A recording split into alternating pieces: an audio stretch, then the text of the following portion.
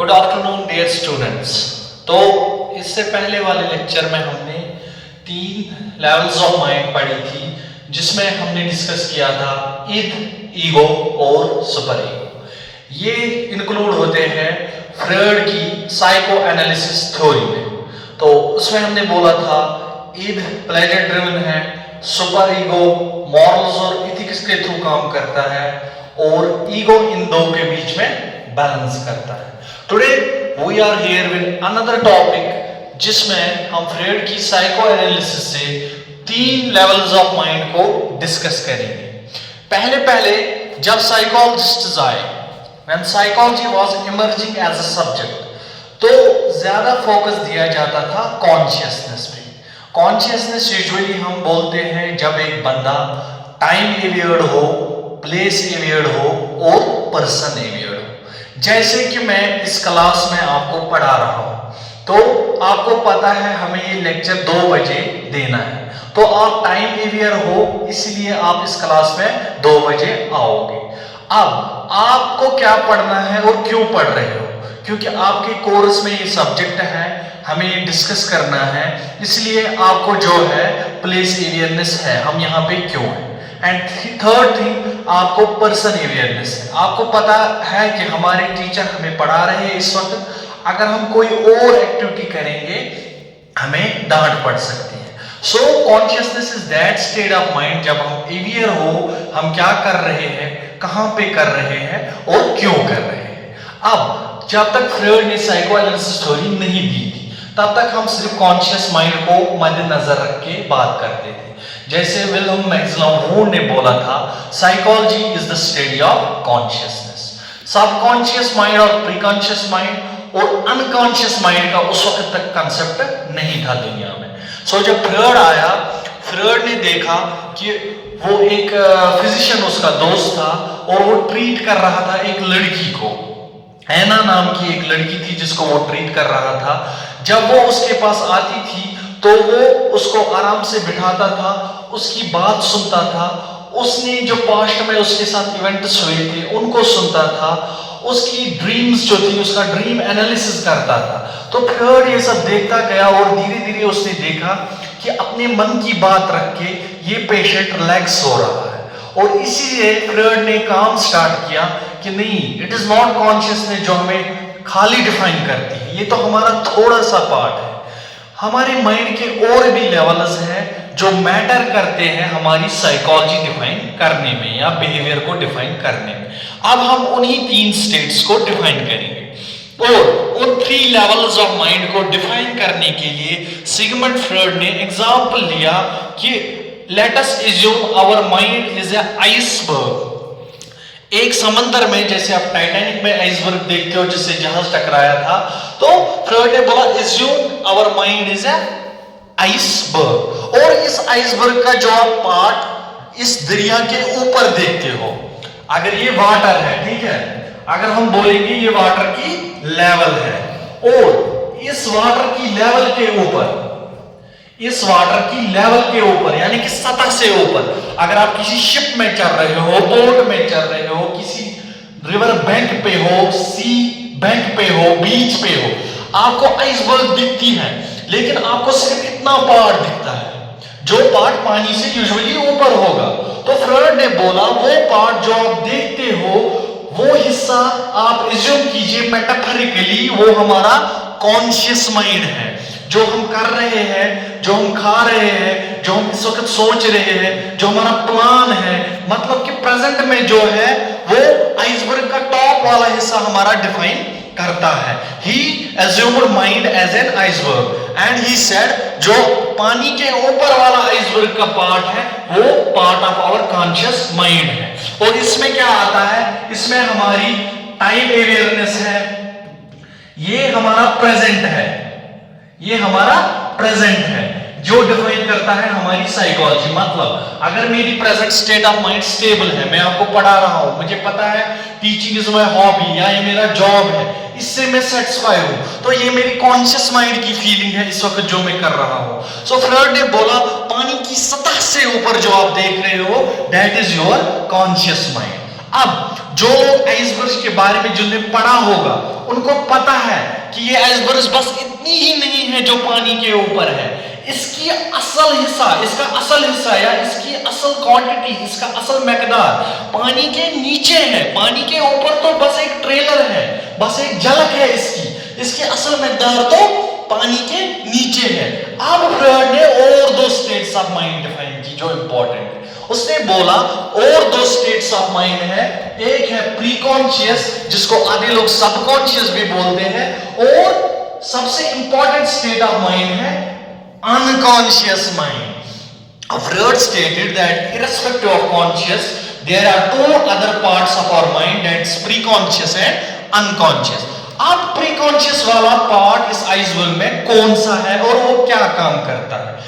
जब आप इस शिप में ट्रैवल करोगे, इमेजिन ये शिप है और इसमें आप ट्रैवल कर रहे हो, इस शिप के डॉक पे आप बैठे हुए हो, जब ये शिप क्लोजली इस आइसबर्ग से पास कर रहा है तो पानी में थोड़ा सा हिस्सा जो सबमर्ज्ड है, वो हिस्सा आपको पानी की सतह से दिखेगा।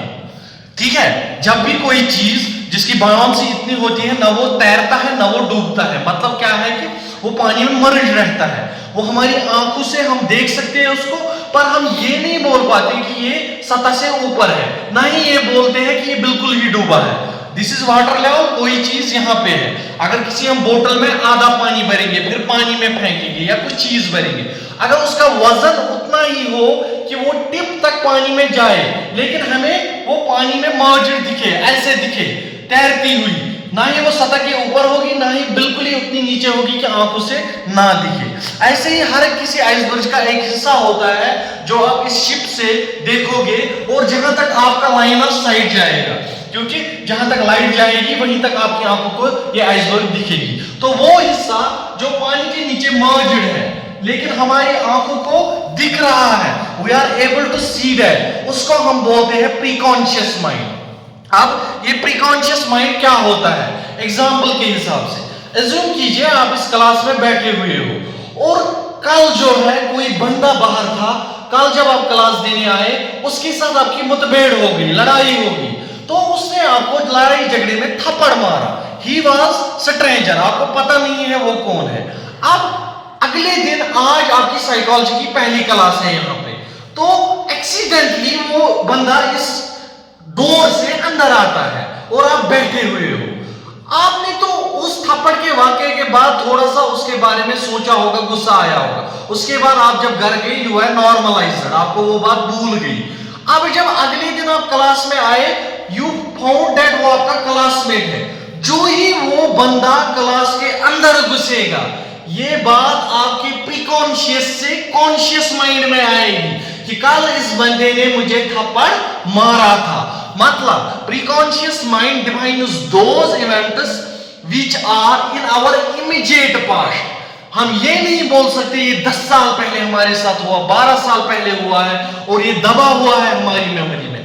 नो, ये कहीं ना कहीं पास्ट और प्रेजेंट के बीच की वो स्पेस है जहां पे सारे इवेंट स्टोर होते हैं। लाइक अगर आप यहाँ पे क्लास देने आ रहे हो, आपके घर वालों ने आपको बोला कि आप आज जा रहे हो क्लास देने, सिटी से आपको जाना है, वहां हमारे लिए कोई इटेबल लाना, कोई खाने की चीज लाना।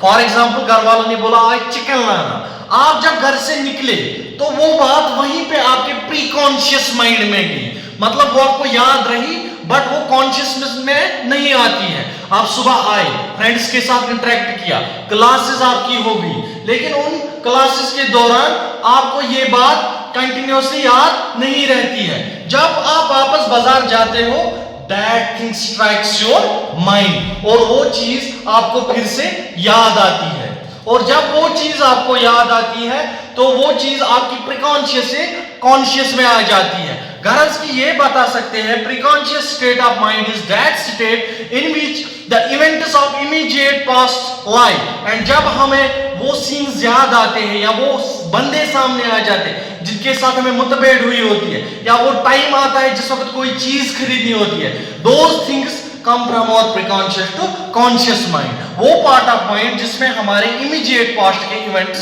स्टोर हो। कल जो हमारे साथ हुआ, परसों जो हमारे साथ हुआ, या 4 दिन पहले आप कहीं गए, आपकी बात किसी अनजान लड़की से हुई, आपने उससे बात करके बहुत अच्छा लगा, आपको लगा कि इसकी बातों में दम है, he is a good friend या गुड फ्रेंड बन सकता है। फिर आप घर वापस आए, उसके साथ कोई कांटेक्ट नहीं रहा, 4 दिन हो गए, 5 दिन हो गए, फिर से बाजार या स्टेशन पे आपको वही बंदा मिला। आपका प्रीकॉन्शियस इमीडिएटली आपको प्रिक करेगा कि ये बंदा 4 दिन पहले आपसे मिला है।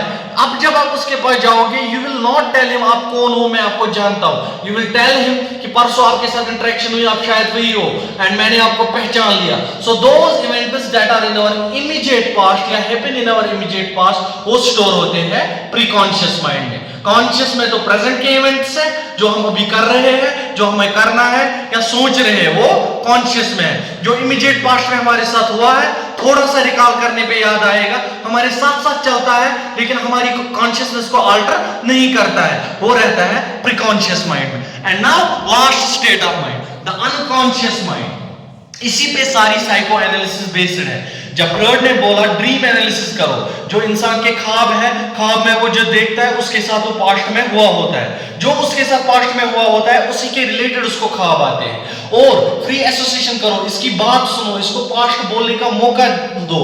जैसे एक साइकियाट्रिक काउंसलर या साइकोथेरेपिस्ट हमें बोलता है, स्टार्ट करो पहले से ही, आपके साथ क्या हुआ है, मैं आपकी बात सुनूंगा, उससे मुझे पता चलेगा मेरी डायग्नोसिस क्या होगी या क्या गम है आपको, या कौन सा चीज है जिसकी वजह से आप डिप्रेशन में हो। So that state of mind जो कि पूल ऑफ इमोशंस है, जिसमें सारे ख्यालात, सारे जज्बात, सारे जो दुख दर्द है वो छुपे हुए हैं, उस स्टेट ऑफ माइंड को फ्रॉइड ने डिफाइन किया as unconscious mind. And it frames 90% of our mind and it dictates 90% of our behaviour according to Sigmund Freud. क्योंकि अगर आप इस आइसबर्ग को देखते हो, जहां तक आपको दिखा पानी से ऊपर कॉन्शियस है, पानी के थोड़ा सा नीचे दिखा जब आप शिप में गए तो प्रीकॉन्शियस है, लेकिन मैक्सिमम पार्ट जो कि बिल्कुल ही समंदर की सतह से नीचे टच कर रहा है, जो इस आइसबर्ग का बेस है, जो इसका बेसमेंट है, वो इसका मैक्सिमम पार्ट है, वो उसका 70% पार्ट फ्रेम करता है। वो पार्ट फ्रॉइड ने बोला वो आंखों से नहीं दिखता है इसका पार्ट, लेकिन वो सबसे इंपॉर्टेंट पार्ट है इसका,